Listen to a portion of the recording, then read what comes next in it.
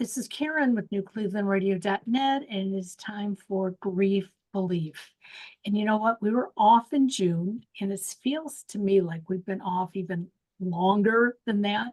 So I really rely on this group to help keep me on base. And we all experience grief. We experience it daily, whether we want to admit it or not. Some of us try to hide behind it. I'm really excited about today's guest because Kristy, you brought your sister on a couple months ago, and I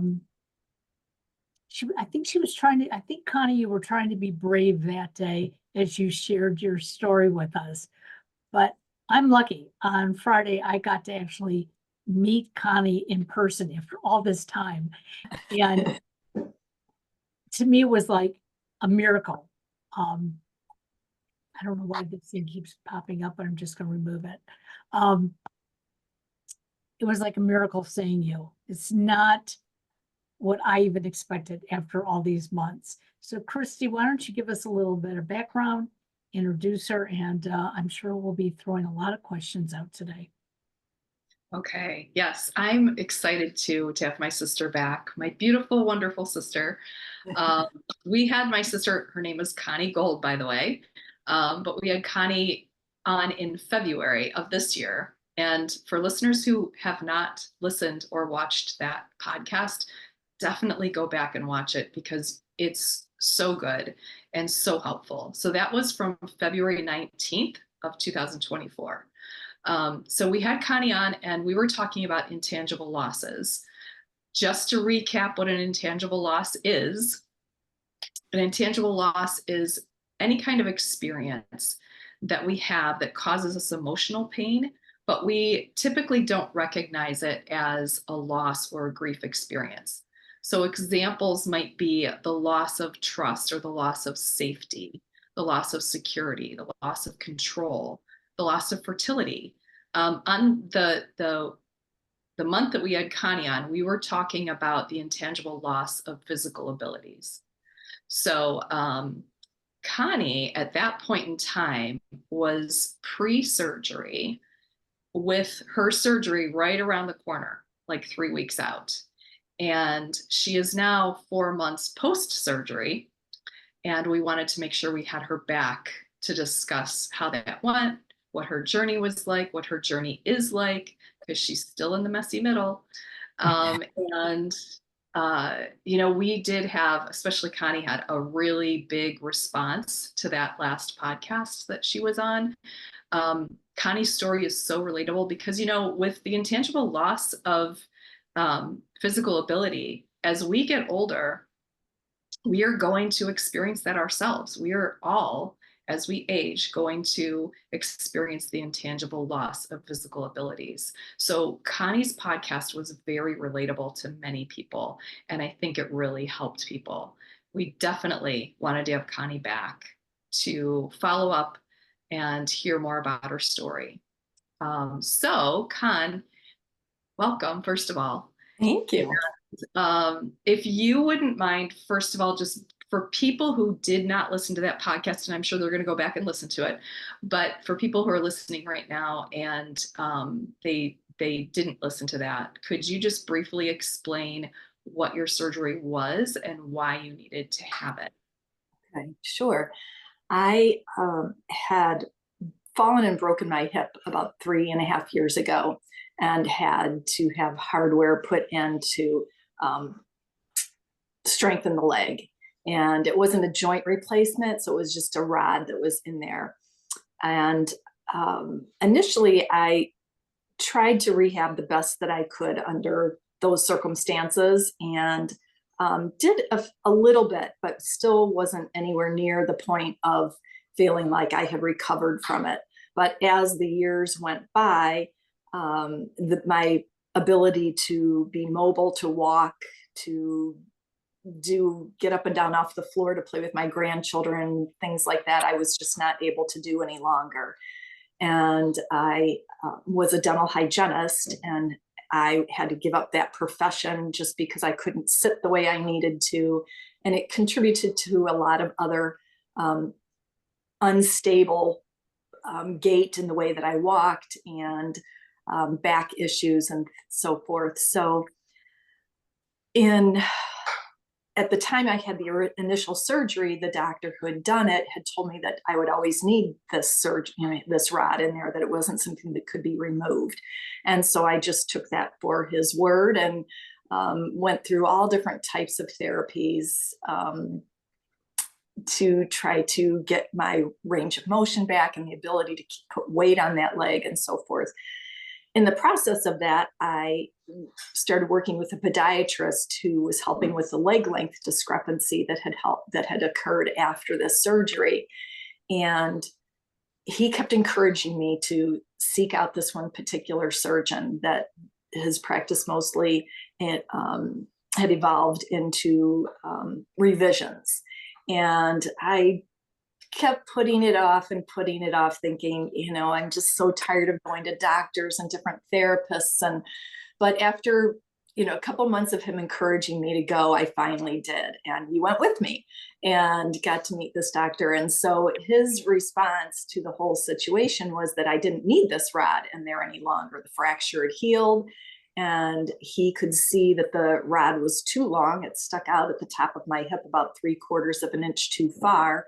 And because of that, the bone and the rod would torque when I would walk and put weight on it. So consequently, the pain that I would experience, it wasn't with every step, but it was such a fearful thing because I never knew when it was going to happen. And sometimes I just have to be in bed for, on my back for days after trying to walk any distance. And previous to all this, I had been very active. I had been, along with the hygienist, I'd been a fitness instructor for 20 some years and was a runner and did yoga and taught spinning. And so my physical ability to maintain the life that I had known for so long had gone basically to nothing, where I was just watching out the window of my home every day, seeing people outside walking and hoping that maybe someday I could do that again.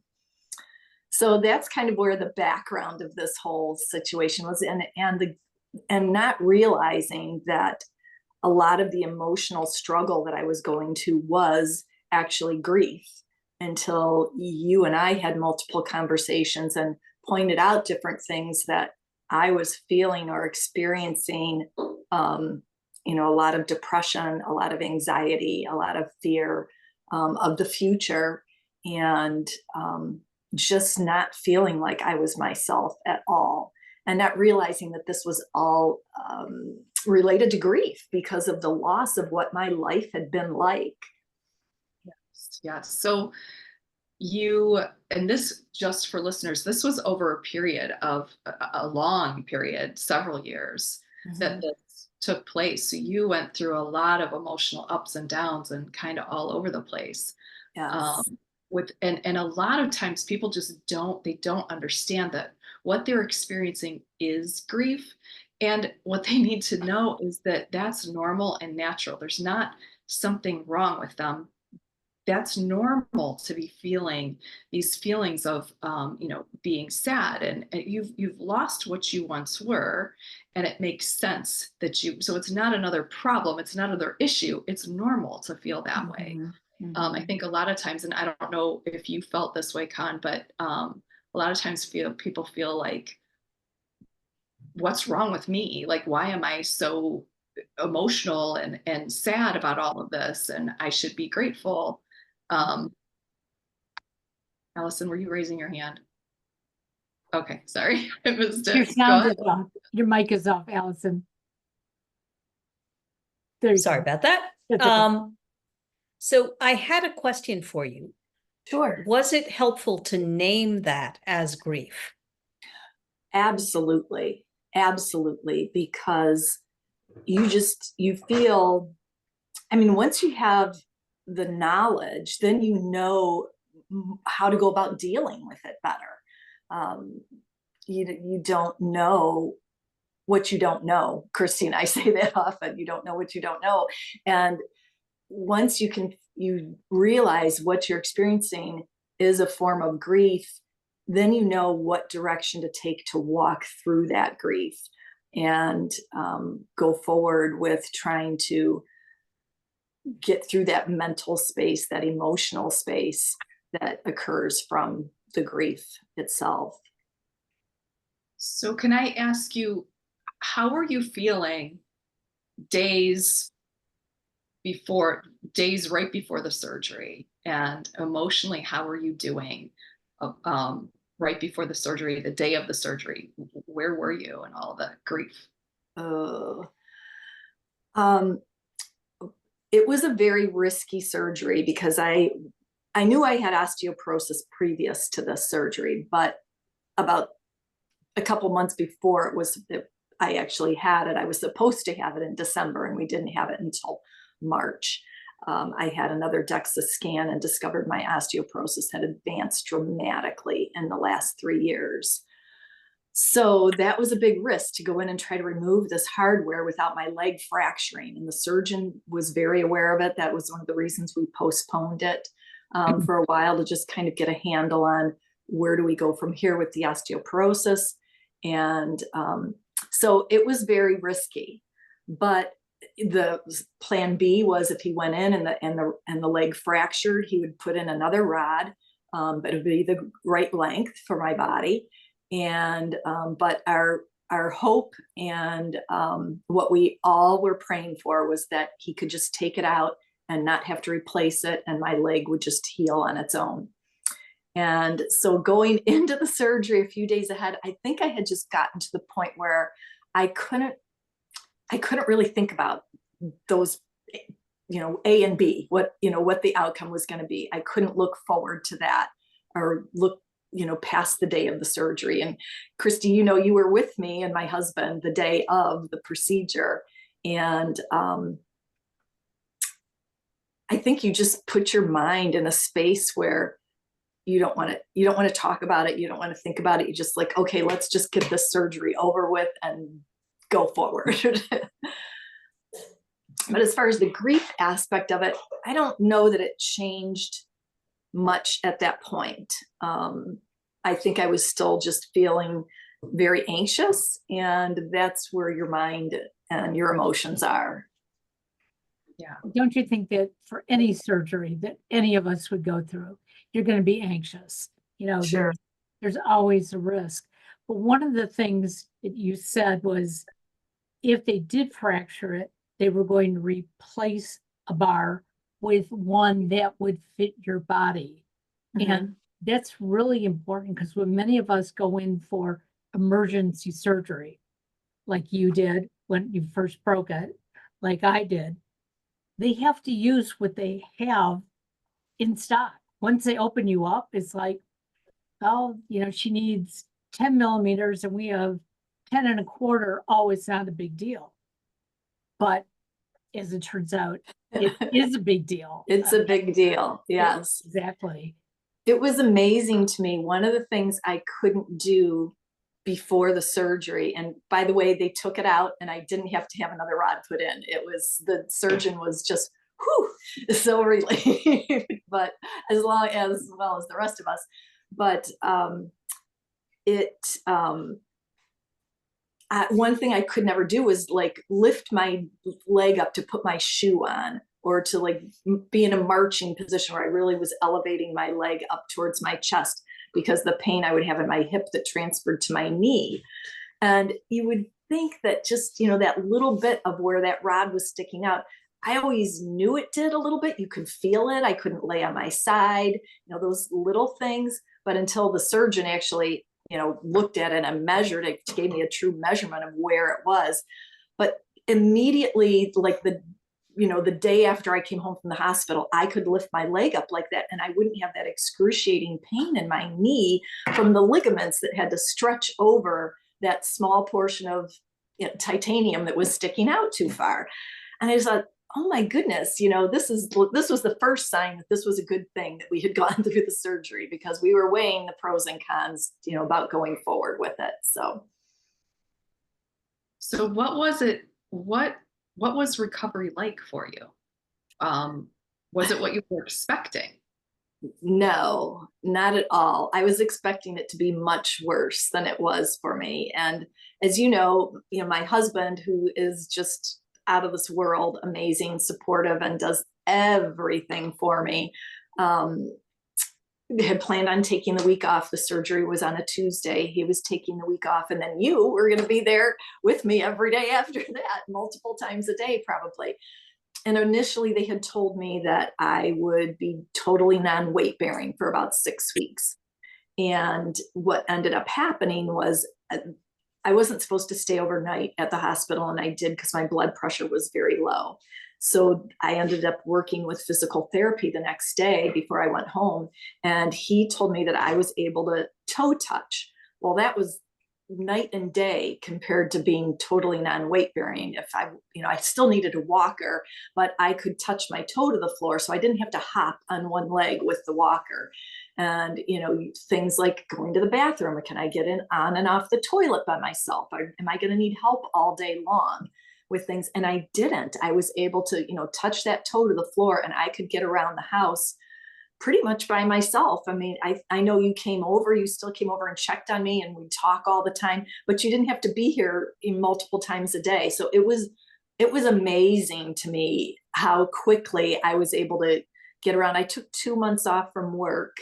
And I started physical therapy about a month. Was it a month? 2 weeks. 2 weeks after the surgery, I started physical therapy. And it's been amazing. It's been uphill from there. And it's so interesting to me.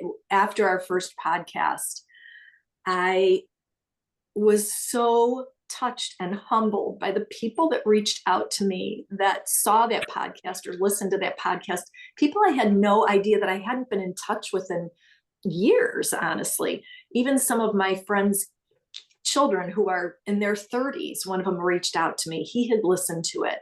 And just, I think, again, it doesn't matter if it's an injury or an aging related illness or loss of your physical abilities as you get older, or somebody that's had an injury that's in their 20s or 30s. They all feel that type of grief because of the loss of what they've known themselves to be, things that you identify yourself as. Even me having to give up my profession, that was a really difficult thing. To have to not, identify myself as I'm a dental hygienist. That's what I do. This is my career, and I've been this for 40 years. And, giving those things up, you don't realize that it's a form of grief that you're going through, and how to work through that. As Alison said, once there was a name put to it, it just helps you feel more calm, because this is a real thing. This isn't just me feeling like boohoo, feel sorry for me. It's actually an emotional response, and which can be a physical response too. Christina, I think you had a question. So, Connie, I have a question. I noticed that you said prior to, as the days were getting closer to the surgery, that you kind of tried not to think about it. And so I know with some people, when we're grieving, we kind of internalize those feelings.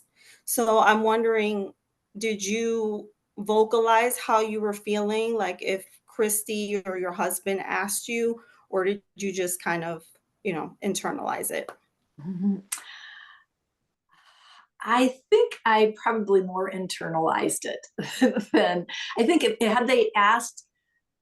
My husband's has the positive poly attitude, and so I don't think we went down that path of how are you feeling about this. Kristy would be more the one that would investigate those types of questions, and I'm trying to remember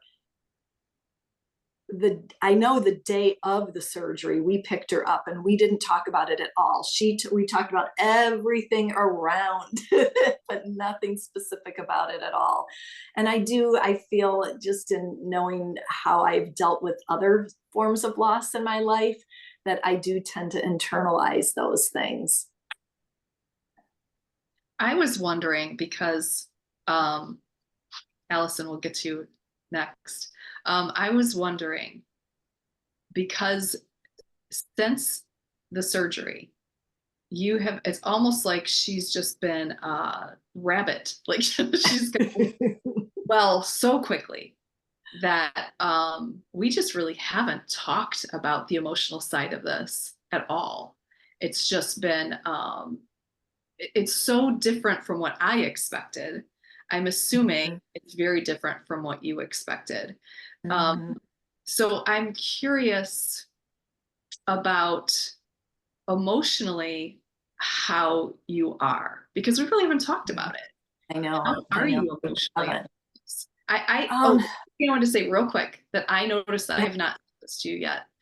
I noticed that, and maybe I'm wrong, but this is how I interpreted things.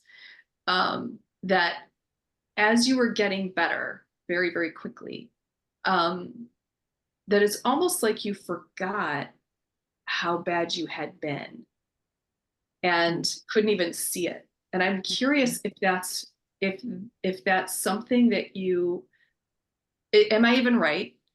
First of all, and second of all, is it something that you intentionally did because you didn't want to look back? I think that I probably intentionally haven't wanted to look back at it. And that's probably why we haven't talked about it, because a lot of our conversations would revolve around, how are you feeling today? And we haven't had to go down that path of like, yeah, I'm feeling good today. And I went and did my water walking, and I went to the grocery store, and I did things that I haven't been able to do in a year by myself. Everything I did, I had to be accompanied by somebody, and I couldn't go very far. But yes, I think that I probably just kind of pushed that aside and try not to think about it. I do have days, because before I would wake up and the first thing in the morning that would come to my mind is the fear of the pain, the anxiety of the pain. Am I going to be able to walk today? Can I get to the kitchen? Can I go to work today? And so I don't have that happen very often any longer. It's not like I'm 100%, I'm not out riding a bike, I'm not running, but I'm walking, and I'm doing the physical therapy that's helping me to regain my strength and endurance. I have a fear of pushing myself too far, because I've done that in the past and it always backfires on me. So I think I do occasionally, when I still have back issues and I still have pain and problems with my opposite hip and knee because of the leg length discrepancy and the way that I have accommodated myself to be able to function over those 3 years. But for most days, I wake up in the morning and I get up and I just tell myself, okay, we got to start moving. You got to get these muscles and bones moving. And one of the things that has been a great outcome from this too is I was on a lot of different pain medications previous to this, three different pain medications multiple times a day. And now I only take one a day. And so just oh my goodness, the brain fog and the sleepiness and everything that I would experience from the side effects of the pain medications, I don't have any longer either. So that in itself really just clears your mind and makes you feel more yourself again too. I don't know if that answered your question. Am I talking around it? No, I think you did. Allison, what were you going to ask? I have a couple of questions. So there was a period of time when you could do very little, so you were needing to ask for help all the time. How did you navigate determining what you needed to ask for help for and what you could now do on your own as you began to recover? So that's my first question. Do you want Okay. both? Or I go. think I can, yeah, let me go with that one. okay. I think, as you know, Kristy obviously would come over and see that I didn't need the help, and she would always ask, do you want me to come over? And she was never offended if I said, no, I think I'm doing good, I'll call you. And she would always, I'm right here if you need me, I'm home, or I can be there, you know, as quickly as possible. And it was really basically her and my husband, the only two people that were really, but the people that reached out to me from our first podcast were texting me, calling me, wanting to stop over, bringing meals, sending me cards. The support was just incredible. It was almost, when it first happened, I almost felt embarrassed, if that makes sense to you. It wasn't like I intended that to happen from the first podcast. I didn't expect that. So it was very surprising to me. And it was almost a little bit embarrassing. But as I let it settle in more, I just realized these people just really care about you and they want to be there for you if you need them. So it was just so heartwarming and beyond what I ever expected. So those people still did reach out to me and ask me, but I did just kind of, and my husband could tell, you know, what I needed, what I didn't need. He loves taking care of me, which is a wonderful thing. I can see in the future, if I need this again, he's always going to be there for me. But he could tell, you know, when I needed help for things and when I didn't. So it wasn't a difficult change as far as, you know, working into that part of my healing process. Great. And I would say, you know, what you're saying is the power of opening up these conversations, of not Absolutely. keeping them a secret, is people then know that you need help or that you want to be connected in a way that they might not have known that before. And so, you know, your willingness to share on the podcast allowed other people to be open, maybe if they were struggling. Yes, exactly. I have a friend that we text every once in a while. She has a lot of health problems, but she called me after she saw that podcast just in tears, and just because she could relate to it so well that it just opened her eyes to what she was experiencing through that podcast. Absolutely. And my second question is one of the things that you said was really difficult for you, and this I've seen a lot myself and with my clients, is that we literally become a different person after a loss. And so there were things that you had to give up, you know, your profession, there were other things that you had to give up that were part of your identity. So as you've been recovering, what have you been taking back? Well, I have to say one of my biggest desires as the outcome from the surgery was to be able to be more active and help take care of my grandchildren more on my own. And that has been a huge, you know, it was my main focus. Like, I'm not going to sit here looking out the window and not be able to take my grandkids for a walk around the block, or if they want to go to the zoo, that I have to be the one that says I can't go. You know, that was really the big push for me to have this surgery. And so those are things that I can do now much, much easier. I'm not 100%. I mean, I still have, I mean, I'm old and I have other health issues. I have osteoporosis and I have arthritis, and, you know, so I can't carry them around, you know, as much as I'd like and pick them up, but I'm doing way, way more than I was before. So that has been absolutely huge. And the other thing is, we could never make plans to do anything, or if we did, I'd always have to preface it with, well, you know, we'll try. I don't know if I'll be able to come, or I don't know if I'll be able to be there, knowing there was always the risk that we'd have to cancel our plans. And now I feel like we can actually, oh, do you want to go to a concert? Yeah, let's make plans to do that. Things like that we haven't been able to do for a couple of years, really comfortably for me, without that internal fear and anxiety. That's great. Yeah, yes, it is. You know, Connie, one of the things I'm hearing and I think we all know this, and I think all of our listeners know this, that through life, we all lose some abilities and we try to hide that. Okay. You know, I now have 2 rotator cuff injuries. And when they talk to me about surgery, it's like, there's no way. Okay. Especially because they'd want to do both at the same time. And I'd be an invalid. But what I started to pick up from you and from some other people is finding a way to take that loss. You know, I can't do my hair the way I used to because my arms just don't want to go up there. So there have been times that I've actually said to my husband, hey, can you put the mousse in my hair because I can't. I never would have done that before. But I listened to what you said, and my husband would do anything for me like your husband would. But he doesn't want to step on my toes because he knows I'm too independent. So if I don't ask him to do it, he just doesn't do it.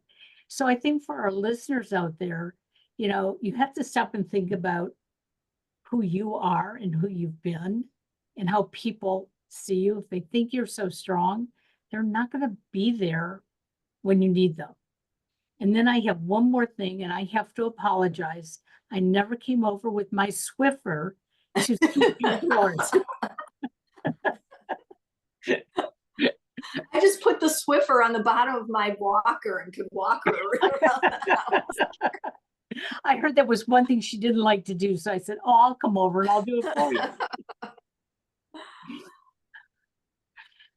Was there a question in there, Karen? I'm sorry. What was the question? No. It was just that you are an inspiration, and we know that you are never going to be 100% who you would like to be, but in comparison to where you were just 3 months ago, to an outsider, you're 200% better. Yeah. And, you know, I have to just, between my family, you know, obviously I've mentioned my husband and my sister, but my kids, my daughter-in-laws, you know, they were all so supportive. I know they were really worried about this surgery. I don't even know that they really wanted me to have it done. But they saw my desire and they watched the podcast. And I think that was very encouraging to them to hear things that I had never expressed to them before, and how I know they didn't know really how much pain I was in. And because like you said, we try to hide it, and especially from your children, you don't want them to ever think that you're not, you know, super mom like you've always been. And so they have been amazing. And my coworkers, oh my goodness, you know, they have been so over the top helpful. As I said, I gave up my position as a dental hygienist, and they had to have a temporary come in for months until they hired somebody to take my position. Somebody had left one of the front desk positions, and I worked my way into that aspect of the dental practice now. And, you know, the other receptionist that I work with is just amazing. She's so supportive when I need to leave to go to doctor's appointments or therapy. And, you know, everybody's just, I can't tell you how much the support system around you is so helpful. You know, whether it's like you said, either it's an injury or, you know, another type of an emotional loss, your support system is critical. And I hope people out there that are experiencing whatever type of grief it is can open up and let people know that this is how I'm feeling. And I maybe they don't know how to ask for help, and maybe that's not the way they need to approach it, but to just open up about their feelings so that somebody is there for them to at least talk to. Christina. So I know that when anyone has a surgical procedure, you really never know what the outcome is going to be. And so I did watch your podcast when you were on the program initially. Mm-hmm. And so my question is, was there anything that you took away from that experience whether it be your reaction to what was going on, did you take that into this next the second procedure that you had, and you just kind of, okay, if this happens, then I know how to better respond to it, if Mhm. that makes any sense. I hope it Yes. does. Um, Mhm. I think I was not letting myself think about that leg fracturing. I knew that I just couldn't even let my mind go there going into the surgery.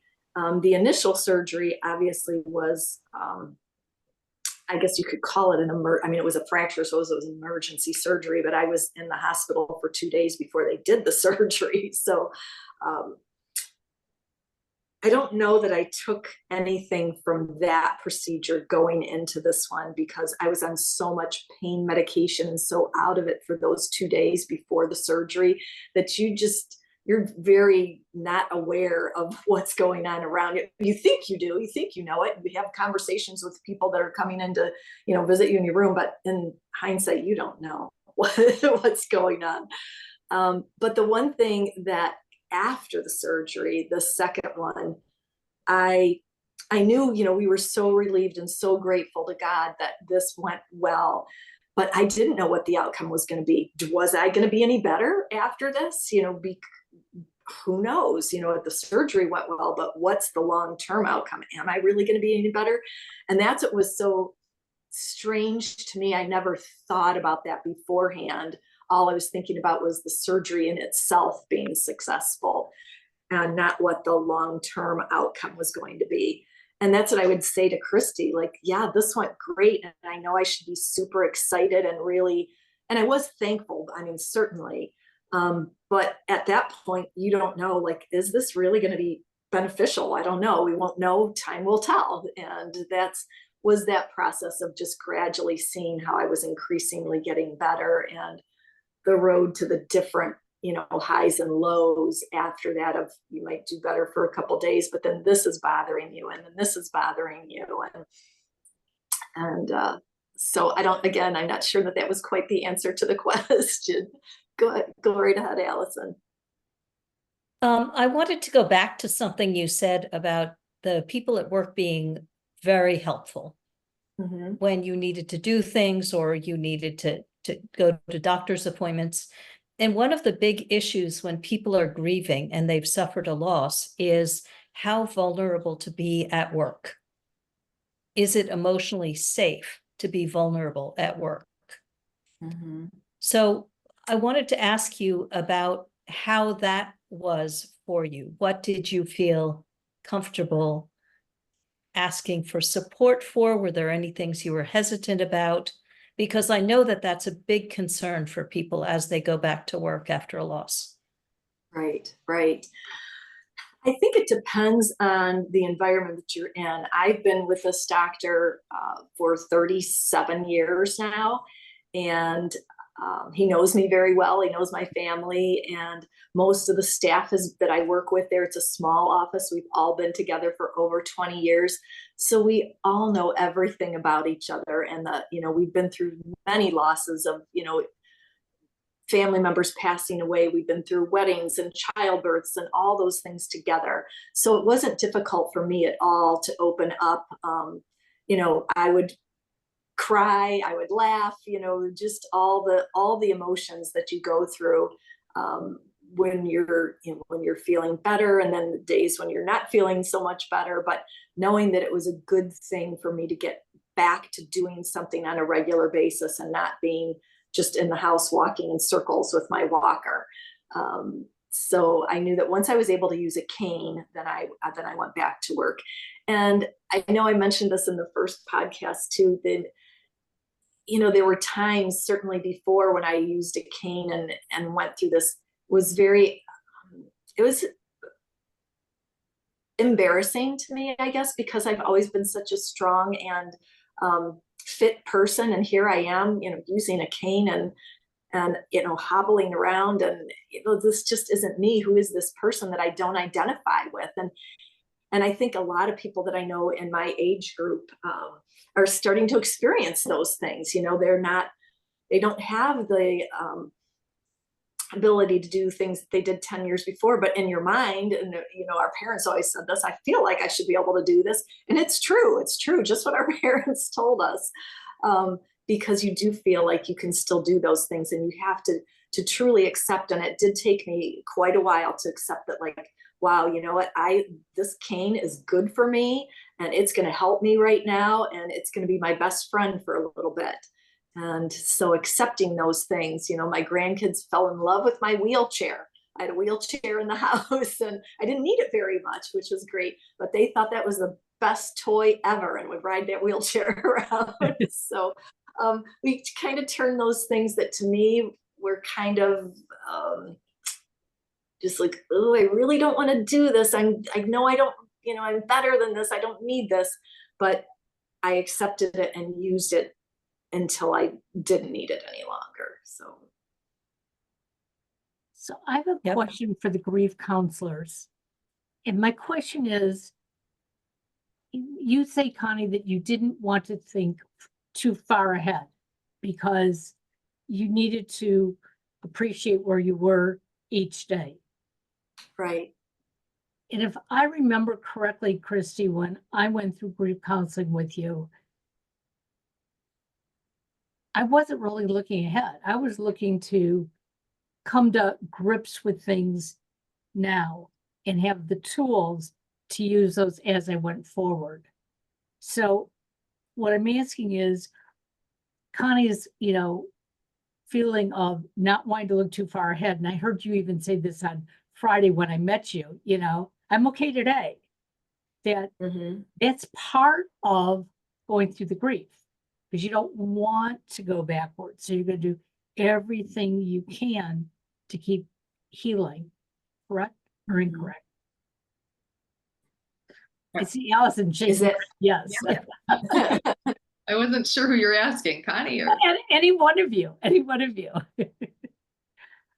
I think it's much easier when you're grieving to do baby steps, because if you look too far into the future, you're more likely to look back into the past. I used to be able to do this. So there's a past time horizon and a future time horizon. Whereas you can look at, this is what I'm doing today, and you either accomplish that or you don't, but it doesn't have as much weight to it.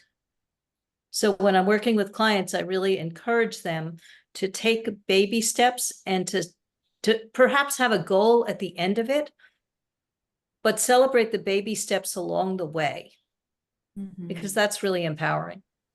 That is one of the questions I was actually going to ask you, Connie, was, are you allowing yourself to recognize your progress? And one of the things you talked about in the first podcast was how having a cheerleader was so important. So are you allowing yourself to recognize these baby steps, this progress, and are you celebrating those? Yes, I really think I do every day. I mean, there are days that I'll be out, like I'll go do my water walk, and then I'll go to the grocery store, and I'll go, a couple other stops, and sometimes I just think I stop and I just want to pinch myself. Like, I cannot believe I'm out here and I'm independent again, that I'll, call my husband and say, oh, I'm going here, I'm going there. And he'll tell me so many times, I just am so proud of you. I see how hard you're working, and, you're just doing so great. And you've told me the same thing. And so I do.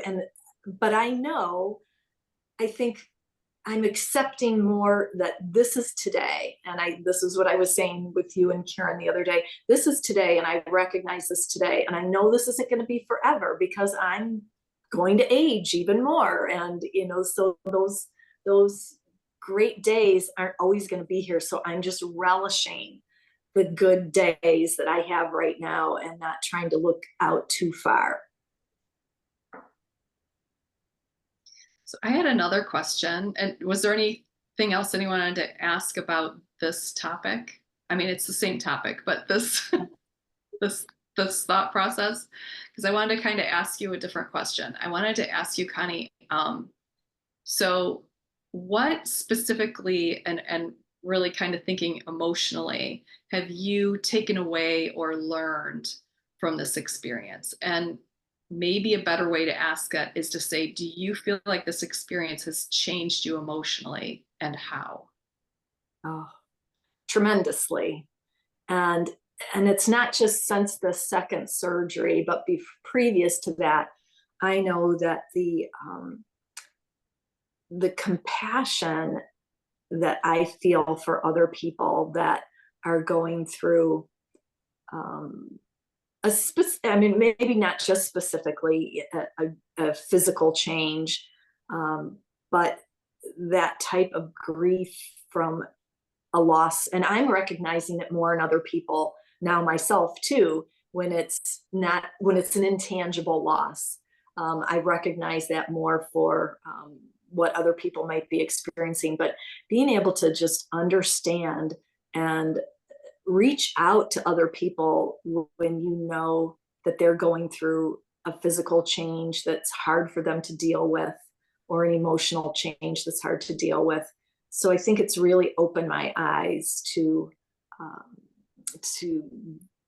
what other people are experiencing, and hopefully that I can be there to support them the way so many people have supported me. Alison. One of the things I talk about a lot is resilience, grief resilience. So it takes resilience to recover after any loss, as you have. And there will be losses in the future as we age, just that. There are losses, there are additional limitations, they happen. How can you access what you've learned in this experience to deal with what's coming? Oh boy, that's a good question, Alison. I guess I have thought about it in the way that I realized that in this moment, I am so appreciative of where I'm at right now, but recognizing that it's not going to last forever. So just recognizing that that's ahead for me, I think is the best I can do at this time. I don't know. That's something I'll have to think about to see, how I can better prepare myself for the future. And maybe just having gone through the experience, I'll recognize it easier than I did this time around. I like one of the things you said that I think relates to this question, Alison, is one of the things I love that you said, Connie, was that you started to look at your walker differently, and it was your friend. And I think that's a huge paradigm shift that will help you later. When I had COVID and afterwards I now have heart issues and I take this little white pill. I hate taking medication. But I decided that little white pill was my friend. Like it helps me to feel better. And I think that's really helpful when there's something like that reminds you that I'm not who I used to be, but to be able to take that and look at it differently like you did. Like this is my friend for now and I'm grateful for it. And I think that's one thing that will help all of us in the future to be able to do that. The thing that's at the center of it is that we are ourselves, like always. In the face of every challenge that we face, we are ourselves. And so the thing that knocks us off is I am the work that I do. I am my relationships. I am my money. I am my status. I am my whatever. And if we can get to that, that's not true. We are ourselves at the core. And what's that? Because that's resilience. That enables you to get back on your feet quickly. And those are the tools that you're going to take forward. It's like, the tools that I learned through the grief counseling, the tools I learned when we took the course with Candace. I don't always realize that I'm using those tools. But yesterday I was feeling stressed just so stressed. I didn't know why. But all of a sudden I was sitting here in the office and I was rubbing my temples. And as I did that, whatever was bothering me went away. And that's one of the tools that I've learned to use. And so I think that's what you're finding, Connie, as well. And right now you have so many in that tool bag that some you're using today, some you used last week, and some you may not use for a long time. But Right. you have offered our listeners a chance to say, hey, you know, if I want to feel better, if I want to get better, there's some things I'm going to have to do. And fear and grief are going to come along with it. Absolutely. Absolutely. And acceptance, acceptance that this is inevitable. These are things, if we continue to be alive, these things are inevitable. And I think it's so hard for women in particular to accept a lot of those changes, as physical appearance changes, the emotional changes that we experience as we get older, and try to accept. Even though some days you think, oh, I'm this age, I shouldn't worry about that anymore. But it's just ingrained in us. And that makes it difficult to accept the changes that we experience as we get older and the limitations that we have. Well, before we wrap this up, are there any last words from you, Kristy? I'm just so proud of my sister, and she has worked so hard, and she's just amazing. If you don't know her, you need to know her, because she's amazing. Well, I couldn't have gone through this without you, Kristy. You are one of my very biggest cheerleaders and supporters, and I could never have walked this journey without you. Well, it was my honor and privilege. So thank you. I love you so much. I love you too. Well, you have all been wonderful. I hope that you took last month as that refresher, because we have some big shows coming up in the future. Next month, we're going to have Jennifer Kilbane on from the Kilbane organization. You may want to look up the Kara Kilbane Foundation before the next show, because she's done a lot with her grief to make life so much better, not only for herself and her family, but for others. Again, if you need any of our grief counselors, they are listed in the show notes, and we welcome you to be in touch with us. So, Connie, continue the good work, and Thank you. Maybe you and I should go walking in the water together. That would probably be a good idea. Absolutely. It would be great. All right. Everybody have a great evening. Take care. All right. Good night. Bye.